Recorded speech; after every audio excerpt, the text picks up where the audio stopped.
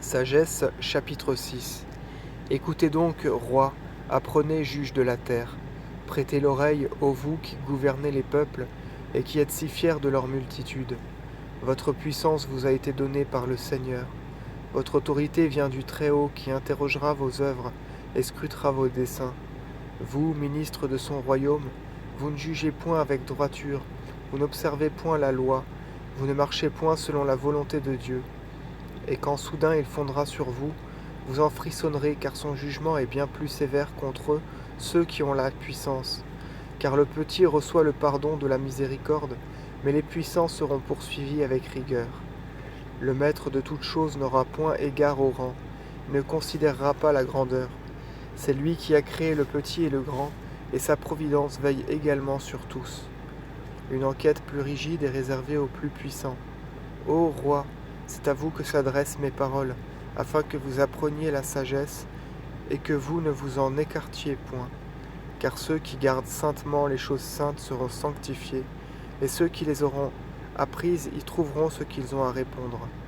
Soyez donc avides de mes paroles, aimez-les et corrigez-vous. La sagesse brille et ne s'obscurcit jamais.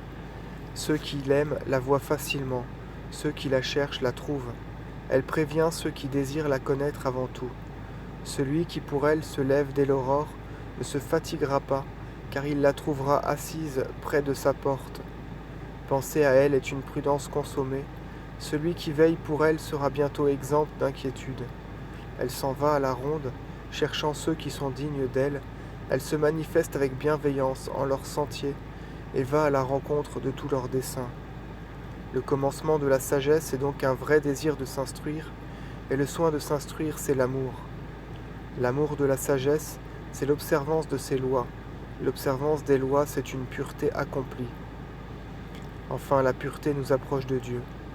Donc le désir de la sagesse nous conduit au royaume éternel. Ainsi, roi des peuples, si vous mettez votre joie dans les trônes et les sceptres, honorez la sagesse, afin que vous soyez roi éternellement. Ce qu'est la sagesse et comment elle est née, je vais le dire, et je ne vous cacherai point ses mystères. Je la suivrai à la trace depuis les premiers jours de sa naissance, et je mettrai sa doctrine en lumière, et je ne m'écarterai point de la vérité. Je ne cheminerai point avec celui que l'envie consume, car celui-là n'aura point de part à la sagesse. La multitude des sages est le salut du monde, et un roi sage est l'appui de son peuple. Recevez donc l'instruction qui sortira de mes paroles, elle vous profitera.